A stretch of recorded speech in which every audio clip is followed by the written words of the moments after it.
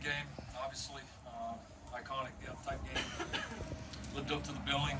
Both teams are really good. A lot of back and forth. We talked about that with the guys last night. I think trying to prepare our team for what a rivalry game looks and feels like. The fact that you can have there's going to be tons of emotion in it. There's going to be a lot of momentum swings, and you got to be able to ride the wave. You got to be able to stay in there. And honestly, too many examples to list of that, but found ways. Obviously, a lot of highlights on all sides, but I think really just the different sides of the ball, kind of battling back when weren't at our best. I mean, there's a lot of examples. Not scoring the first couple drives offensively when we were moving it, pretty good. Dennis coming back and making some of those kicks. Defensively, gave up some plays, but then got the 3 turnovers or 4, whatever it was. It's a lot of turnovers. And those were the difference in the game. So, it's pretty cool to be sitting here, get the 10th win, obviously getting a chance to go to the championship game. It's just obviously very, very meaningful. And this is one of the toughest things to do in football is beat a good football team on senior night at their place. It's one of the hardest things to do in football. And with all that was riding on it on top of it, for us to find a way to get it done, it was a clutch performance by our team and a big-time win. For Corey to be the guy that ended, how special is that for him? And what'd you say to him on the field afterward? Yeah, it was really cool for him. I mean, you just never know when it's going to be your moment. And he was ready. Shane made sure he had the call. And then, he drove back and made a great play on the ball. It wasn't an easy play. And excited for Corey. I mean, he's worked hard behind the scenes, and a great example of don't worry about any outside expectations or what other people think. It doesn't matter. You just keep working and improving. Good things happen, and he's done a good job of that. Coach, you talked about playing from behind early on in the game and not being able to score. What was the biggest difference in the second half, both offensively and defensively, that kind of gave you guys the edge and being able to take the lead? Yeah, getting the turnovers were big, and I think the little surge there at the end of the half was really important. Where we got down there, I think we missed one after the pick, and then we pick it off again and get down there, and Dennis bombs the field goal. And so that was a real, I think, important stretch. And we got turnovers defensively. Offensively, we did a much better job finishing drives after the first quarter, and that was the difference in the game. And with Travis out, how big was Austin for you with his game on the ground? He was huge, but like exactly what we expected him to be, exactly what he has been. There's not one person in that locker room surprised about the way he plays. He's worked. Like another great example of the unselfishness of this team. He comes in, they're mixing time in the beginning. We started to ride Travis a little bit more. He could have got down. He could have quit practicing hard. He could have gotten selfish, not for 1 second, and there was no doubt in that locker room that he was ready. Caleb, how important was it to get Jordan Addison back for this one? We got guys that have stepped up in other big games. So, it's important, obviously, to have all your guys full go. But if he wasn't, we were going to go out there and we were going to do what we've done past couple weeks. So, like I said, it was important. Glad to have him back. I said after he scored, I said, welcome back. Glad to have you. It's awesome having these guys out here and getting a win like this. What kind of a Heisman moment is this for Caleb Lincoln? I just don't. Having coached some guys like that in the past, they're one of the things, guys that win individual awards, whether it's a Heisman or a, Blitnikoff or Mackey or whatever it is, you don't focus on that. Like, we never think about that. Like, you're just trying to win each week for your team, and those are the guys that find a way to do it. So, he's been one of the best players in the country this year. He's played really well. But all those things, it's just got to be. It's got to stay about the ball, and that's the most important thing. I know that's the most important thing to him and all of us. So if any of those things, come to fruition, that's great. But those are kind of byproducts, right? It's not why we're here, and I know I can speak for him in saying that's not why he's here. Caleb, what did you learn about this rivalry tonight? I played probably 2 other games that were large rivalries. And I kind of went to this game kind of expecting the same thing. It's going to be a dogfight.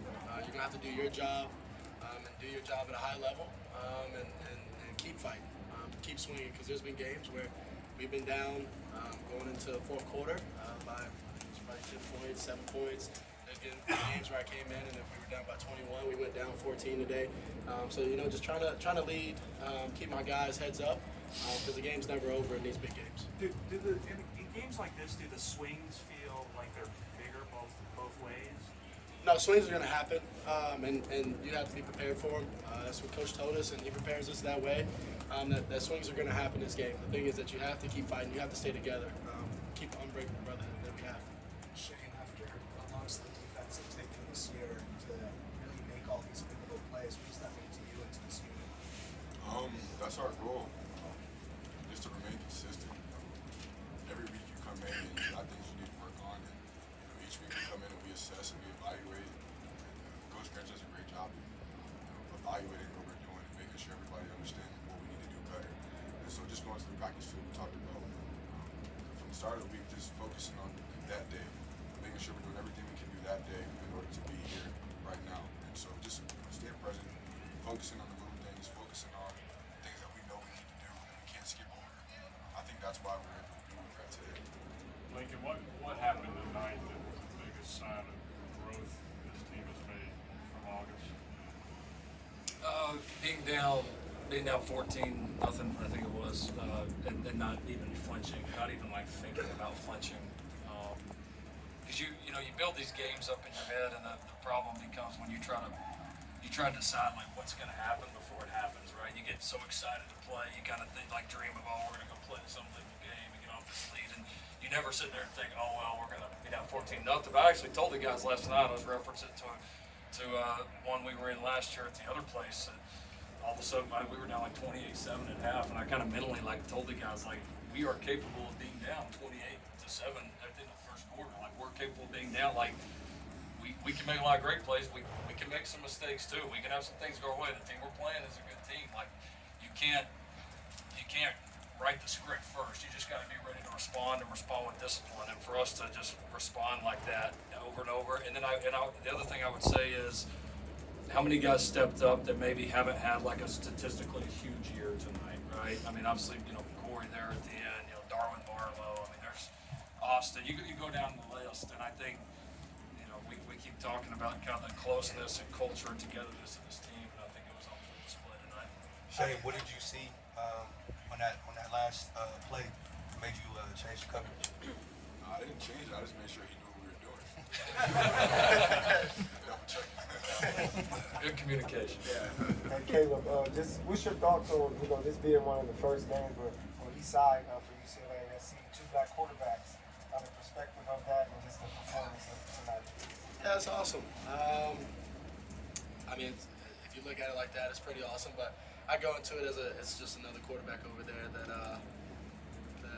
that the defense has to go against, and then I have to go out and play best their defense and try my best to help the Trojans go 1-0. Special teams almost became a part of the outcome of this game. What was the thought process between long kickoffs versus the short kickoffs that kind of came back to bite you a little bit? No, it was a part of the outcome. It always is. Made a few, obviously. Again, that field goal right there at the end of half was so clutch.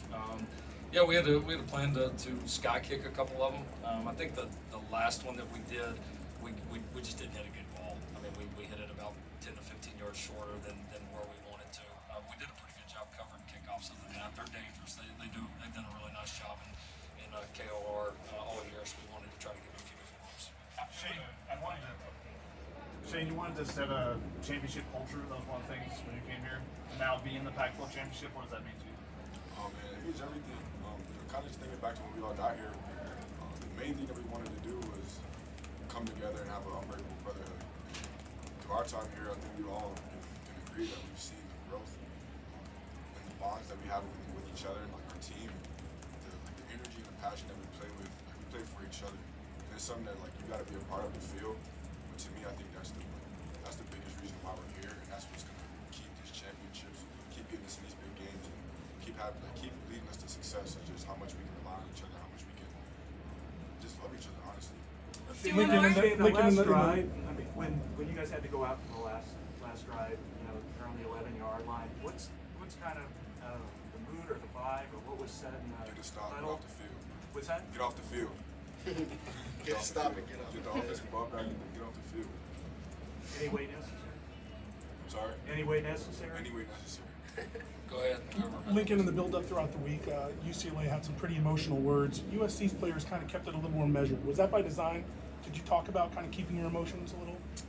Yeah, we did, but not in any response, whether they had said anything or not. That's just kind of the way we handle business. And this team is, wherever we've gone, we've kind of gone together, and so we wanted to keep it that way. And then before we get to, I just want to say like college football on the West Coast and here in LA is alive and well. All right, and the people that were in that stadium tonight, whether you were a UCLA fan, whether you were a USC fan, they won't forget nights like that. What an unbelievable experience. That's how it's got to be every week. And I'm not just talking about at our place or anything like that. If you're in this area and didn't come to this game, had a chance to, boy, you missed out. Don't miss out on too many more. Make sure our fans don't miss out next week. We'll see you then. Fight on. Fight on.